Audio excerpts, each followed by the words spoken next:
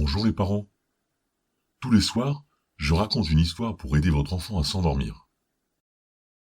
Pas de dessin animé, pas d'écran qui clignote, juste une voix et une histoire. Votre enfant aime-t-il les rois un peu grognons, les histoires pleines de surprises et les fins qui donnent fin de rire?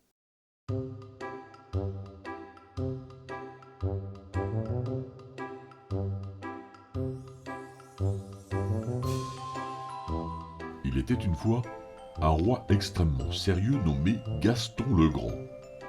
Il avait un très grand château, une très grande couronne, une très grande moustache et un très grand problème. Il détestait les gâteaux.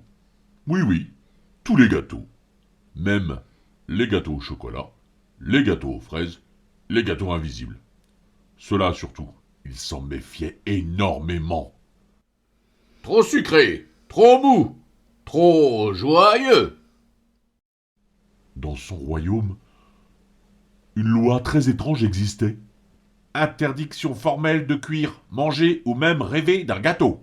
Oui, même en rêve. Un jour, un homme fit un rêve de tarte aux pommes.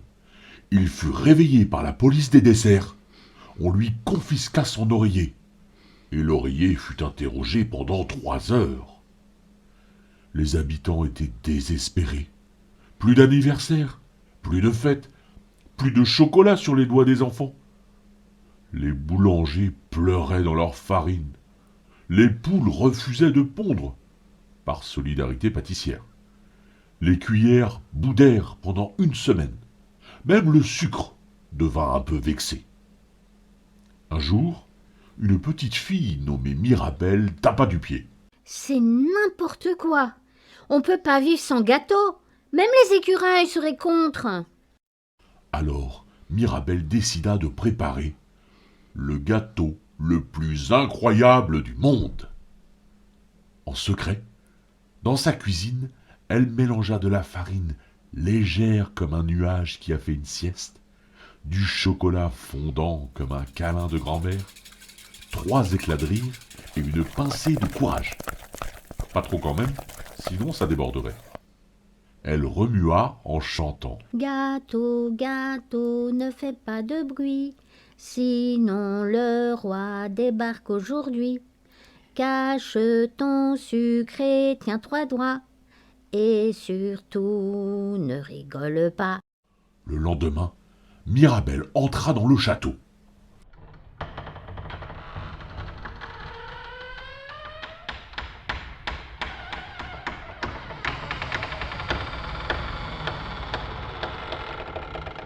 Je veux voir le roi.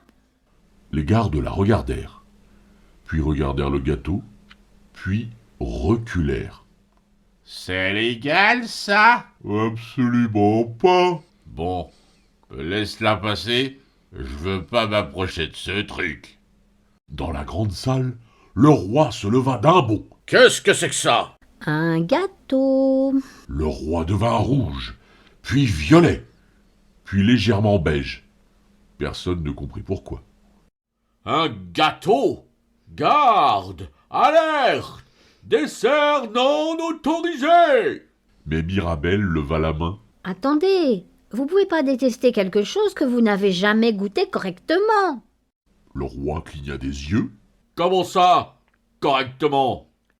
Sans paniquer, sans crier et sans appeler la brigade anti-biscuit. Silence. Tout le monde retenait son souffle. Le roi hésita. Très lentement, il prit une minuscule bouchée. Il mâcha 1 fois, 2 fois, 3 fois, puis ses yeux s'écarquillèrent, sa moustache se mit à friser toute seule, sa couronne glissa, et soudain... C'est fabuleux! C'est magnifique!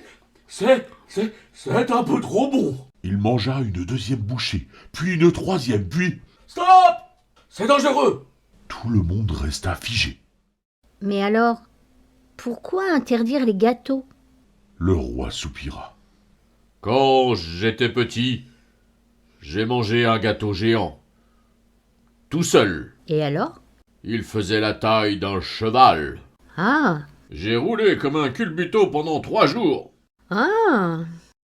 Et depuis, j'ai peur de recommencer. Silence. Mirabelle éclata de rire. Mais enfin, il suffisait de partager. Le roi resta immobile. Partagez? Oui, comme ça, tu manges pas à toi tout seul un gâteau de la taille d'un cheval. Un cheval passa la tête par la fenêtre. Merci. Le roi réfléchit.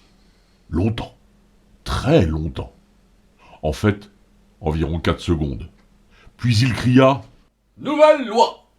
Tout le monde sursauta. Les gâteaux sont autorisés, mais Suspense. à condition d'être partagés. Explosion de joie dans le royaume. Les boulangers firent des roulades. Les cuillères dansèrent la salsa. Les poules pondirent des œufs en forme de muffin. Et le roi mangea une toute petite part, puis une autre, puis une mini dernière. Elle n'était pas si mini en vérité. Très vite, une foule se forma autour de la grande table. À moi. Attends ton tour. Qui a pris la dernière fraise? Le roi leva les mains. Du calme. Il y en aura pour tout le monde. Et pour la première fois de sa vie, il découpa le gâteau en parts, des vraies parts. Pas des parts gigantesques, taille dragon affamé, des parts raisonnables. Il en donna une à Mirabelle, une aux gardes, qui pleurèrent d'émotion, une au cuisinier, qui s'évanouit de bonheur. Même le cheval par la fenêtre eut sa part. Merci. Puis quelque chose d'incroyable se produisit. Personne n'eut mal au ventre. Personne ne roula par terre.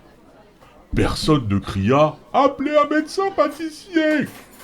Au contraire, les gens riaient, parlaient, se passaient les assiettes. Le gâteau semblait même meilleur. C'est étrange. Quoi donc? Il a meilleur goût quand je ne mange pas tout seul. C'est normal. Tu partages aussi la joie avec. Le roi regarda autour de lui. Les sourires, les miettes sur les joues, les doigts pleins de chocolat. Et il comprit. Depuis ce jour, le royaume vécut heureux. Le roi avait appris une chose très importante. Un gâteau partagé ne fait pas mal au ventre, mais il rend le cœur beaucoup plus grand. Car ce n'est pas ce qu'on aime qui pose problème, c'est quand on en abuse. Avant de nous quitter, posez cette question à votre enfant. Et toi, qu'aurais-tu inventé pour faire changer le roi d'avis? Écrivez sa réponse en commentaire, et si cette histoire vous a plu, pensez à liker, commenter, partager autour de vous, et bien sûr à vous abonner pour ne pas manquer les prochaines histoires.